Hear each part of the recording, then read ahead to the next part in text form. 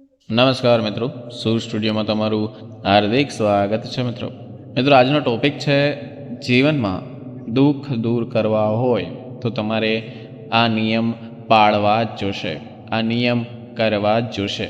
મિત્રો, આપણા જૂના વડીલો હતા જે કહેતા હતા કે આ બધી વાતો તે આપણે ધ્યાનમાં ના રાખતા, આપણે કોઈ દી સિરિયસલી ના લીધી. કારણ કે તમે એક રીતે જુઓ તો શાસ્ત્રોની રીતે તે ઘરડા આપણા પહેલાંના બધું જાણતા જ હતા, પણ આપણે તેને ધ્યાનમાં રાખી જ નહીં, એક એ વસ્તુ ધ્યાનમાં લીધી જ નહીં.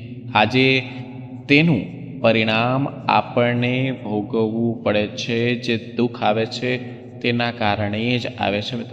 મિત્રો તમારે નિયમ છે જે આ વિડીયોમાં ડિવાઈડ કરેલા છે, જે 20 નિયમ છે, જે તમારે ધ્યાનથી સાંભળવા જોઈએ અને તેનું પાલન કરશો તો ગેરંટી છે કે કદી પણ તમારા જીવનમાં કોઈ દી દુઃખ નહીં આવે. મિત્રો, આગળ વધતા પહેલાં એ ખાસ વિનંતી છે, વિડીયોને લાઈક, ચેનલને સબસ્ક્રાઈબ જરૂર કરો અને નીચે કમેન્ટ સેક્શનમાં જય માં લક્ષ્મી લખવાનું ભૂલશો નહીં, જેથી કરીને માતા લક્ષ્મીના આશીર્વાદ તમારા અને તમારા પરિવાર પર સદા બનેલા રહે. મિત્રો, શાસ્ત્રો અનુસાર જો માહિતી જાણીએ આપણે તો હંમેશા જીવનમાં સકારાત્મક પરિણામ જ મળે. તમારું ભાગ્ય ખુલવા જ લગે અને કોઈ પણ અડચણ નહીં આવે. તો મિત્રો, આ વિડીયો ખાસ છે, તમે અંત સુધી જોતા રહેજો અને કાંઈ પણ જાતના પ્રશ્ન હોય તો નીચે કમેન્ટ સેક્શનમાં તમે કાંઈ પૂછી શકો છો. મિત્રો ચાલો વિડીયો ચાલુ કરીએ, જે જીવનમાં બહુ અગત્યના છે આ 20 નિયમ. મિત્રો, એક વાત છે કે ઘરના મંદિરમાં વધુ મૂર્તિઓ નહીં રાખવાની. પહેલી વસ્તુ, ગણેશ સિવાય અન્ય કોઈ દેવી દેવતાઓ એક કરતાં વધુ મૂર્તિ ન રાખવાની. મિત્રો, આ ખાસ નિયમ છે જે શાસ્ત્રોમાં લખેલા છે કે ગણેશની મૂર્તિ ચાલે, પણ એકે દેવી દેવતાની મૂર્તિ એક કરતાં વધારે ના હોવી જોઈએ. અને મિત્રો, જ્યારે પણ તમે મૂર્તિ લ્યો છો, ખાસ કરીને મહાલક્ષ્મી અને માતા સરસ્વતીની મૂર્તિ ખાસ યાદ રાખજો. મિત્રો, મહાલક્ષ્મી અને માતા સરસ્વતીની મૂર્તિ ઊભી સ્થિતિમાં નહીં લેવાની કદી પણ. તેના સ્થાન હંમેશા બેઠેલા જ હોવા જોઈએ. મિત્રો, અને તમારા મંદિર ખાસ યાદ રાખો કે ઉત્તરી ઈશાન ખૂણામાં, એટલે કે ઉત્તર પૂર્વમાં હોવા જોઈએ, તો જ માતાજીના આશીર્વાદ તમારી ઉપર બન્યા રહે છે. આ એક મંદિર રાખવાનું ઉત્તમ સ્થાન છે. જો તમારી દિશા ના હાલે તો પશ્ચિમ દક્ષિણ દિશા તરફ મોઢું રાખતા તમે તે મંદિર રાખી શકો છો.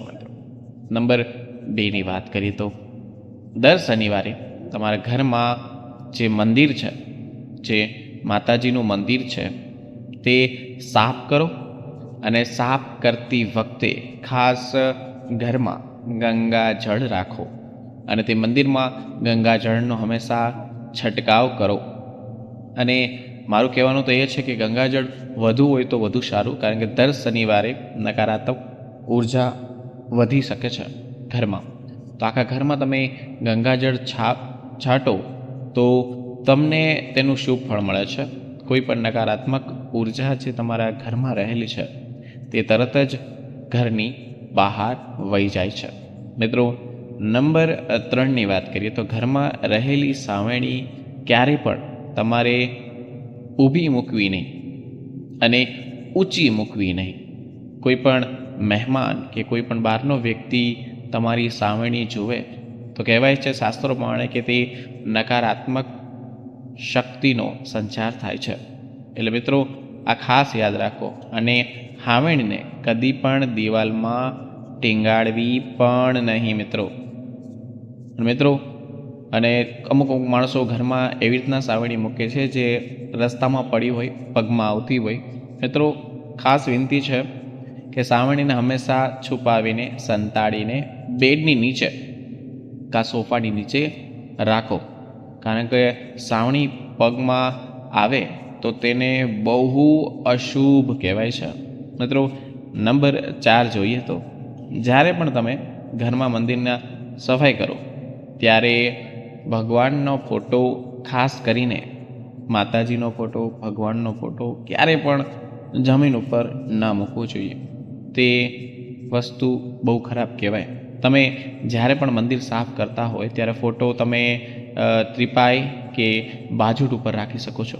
ખાસ કરીને પણ તમે ભગવાનનો દીવો પણ કરો છો તોય જમીન ઉપર ન રાખો. તમે તેને મસ્ત રીતે કપડું રાખીને માથે દીવો રાખી શકો છો, પણ જમીન ઉપર કે આપણા પગ નીચે કે પગની આસપાસ ન રાખવું જોઈએ. તે ખાસ યાદ રાખજો. નંબર 5 તરફ જોઈએ તો ઘરના મંદિરની આગળ પડદો રાખવો બહુ જરૂરી છે. તે ખૂબ મહત્ત્વની વસ્તુ છે. અમુક માણસો નથી કરતા, તેને લીધે નકારાત્મક ઉર્જા પ્રવેશ કરે છે. મિત્રો દિવસ દરમિયાન તમે પડદો ખોલી રાખી શકો છો, પણ ખાસ યાદ રાખો રાત્રે પૂજા કર્યા પછી 7 વાગે પૂજા કર્યા પછી 9 વાગે આરતી ઉતાર્યા પછી તમે પડદો બંધ કરી દો તો વધુ સારું માનવામાં આવે છે.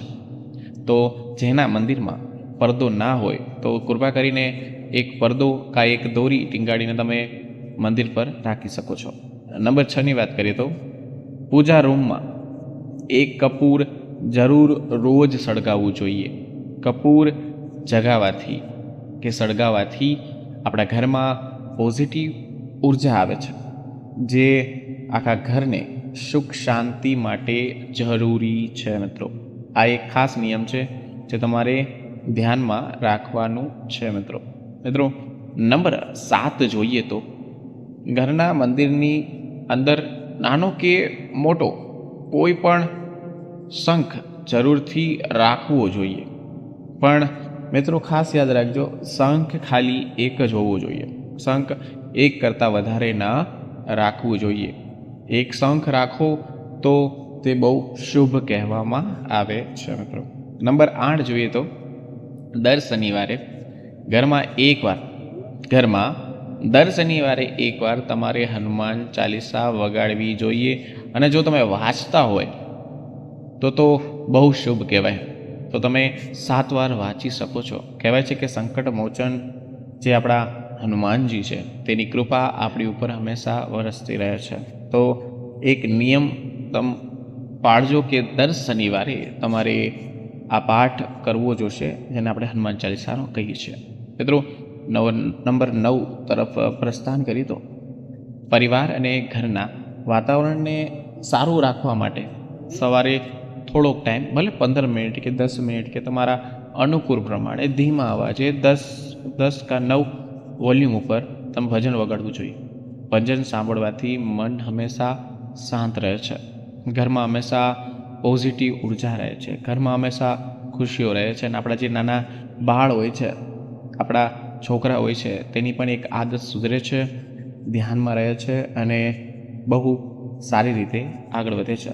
મિત્રો એક કહેવાય છે કે નાનપણથી તમારા જે બાળકો હોય છે તેનો સારા સંસ્કાર દેવા હોય, સારી વસ્તુ શીખડાવી હોય તો પહેલી સેવા મા બાપની કરતાં શીખડાવજો.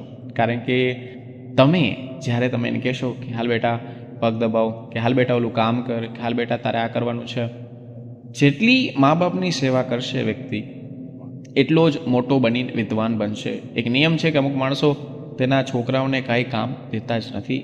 એમ કહે છે કે પગ દબાવવાથી કે કોઈ માથું દબાવવાથી કે મારા દીકરાને હું નોકર નથી સમજતો. પણ ના, પહેલાંના ઋષિ મુનિઓ હતા જે તેની સેવા કરાવતા હતા. સવારની પોરમાં પાણી લેવડાવતા હતા, 5 વાગે ઉઠાડતા હતા, ત્યારે જ આજ્ઞાકારી છોકરાઓ બનતા હતા. મિત્રો અમારી પર્સનલ એડવાઇસ છે કે છોકરાને હંમેશા તમે તેને આજ્ઞાકારી બનાવવા માટે તમારું કામ એને સોંપો. ધીરે ધીરે સોંપો. મિત્રો નંબર 10 તરફ જોઈએ તો ઘરના મંદિર સામે ક્યારેય પણ અપશબ્દો, ખરાબ શબ્દો બોલશો નહીં. મિત્રો આ એક બહુ ખરાબ વસ્તુ છે જે તમારા જીવનમાં દુઃખ ભરી દે છે. મિત્રો અત્યાર લગી જેટલા મેં નિયમ કીધા એ નિયમ તમે ખાસ યાદ રાખો. તમારા આ નિયમ જ આ બદલાવ જ તમને ધનવાન બનાવશે, તમારા દુઃખ દૂર કરશે. તો મિત્રો, કોઈથી પણ મંદિરની સામે અપશબ્દો, ખરાબ શબ્દો બોલવા નહીં. તે બોલવાથી તમારામાં નકારાત્મક ઉર્જા આવે છે. અને કહેવાય છે શાસ્ત્રમાં કે ગાયરું બોલવાથી આપણા પુણ્ય છે ને એ નષ્ટ થઈ જાય છે. કોઈ પણ ગાર કે અપશબ્દ બોલશો નહીં. સુખ શાંતિ માટે બહુ જરૂરી છે મિત્રો.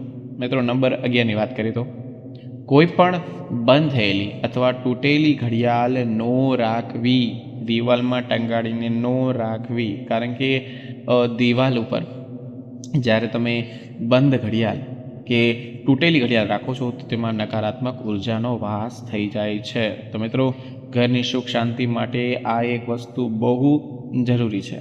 મિત્રો, નંબર 12 તરફ જોઈએ તો જ્યારે પણ તમે બજારમાંથી નવી સાવણી લઈને આવો છો, બરાબર, ત્યારે તેનો ઉપયોગ તમારે અઠવાડિયામાં એક દિવસે જ કરવો જોઈએ. એટલે કે એક દિવસથી સ્ટાર્ટ કરવું જોઈએ, ચાલુ કરવું જોઈએ. તે દિવસ છે શનિવાર.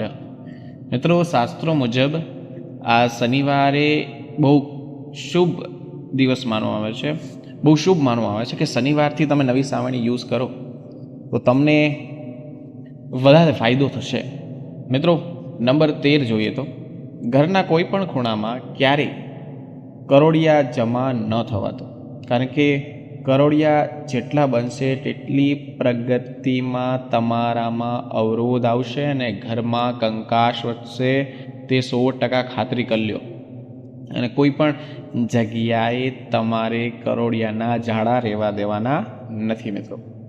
મિત્રો, નંબર 14 જોઈએ તો દરવાજાની બારખાત પાસે ઊભું રહીને કોઈ પણ શુભ કાર્ય કરવું નહીં. મિત્રો, ઘરનો મુખ્ય જે દરવાજાની છે તેની વાત થાય છે કે ઘરના મુખ્ય દરવાજા ઉપર કાંઈ પણ જાતનું શુભ કાર્ય કરવું હોય તો ત્યાંથી ના કરવાનું. કોઈ વસ્તુ લેવડ દેવડ નહીં કરવાની કે કોઈ આપણે ક્યારેક પાડોશી વસ્તુ માંગવા આવતા હોય ત્યારે એને ઘરમાં બેસાડીને પાણી પાઈને પછી જ વસ્તુ આપવાની. તમે ઘરની બહાર કોઈ દી પણ પૈસાની લેવડ દેવડ કે વસ્તુની લેવડ દેવડ ના કરતા. કારણ કે આનાથી નકારાત્મક ઉર્જા ઘરમાં આવે જ છે અને એ મોટું અશુભ માનવામાં આવે છે.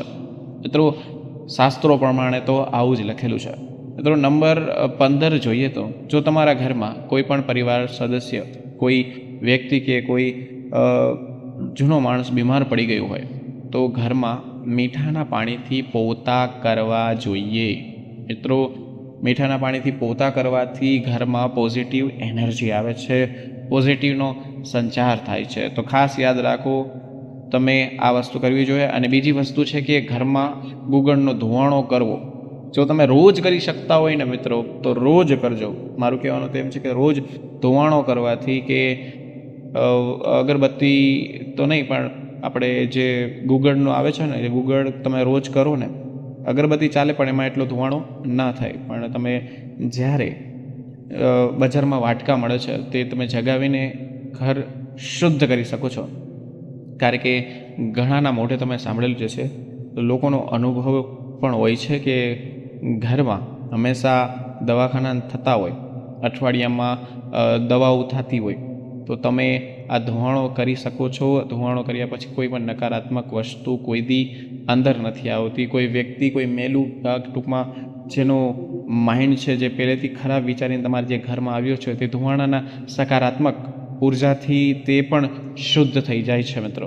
અને દવાખાને જવાનું કે બધું ઓછું થઈ જાય છે મિત્રો. આ એક ખાસ યાદ રાખજો મિત્રો.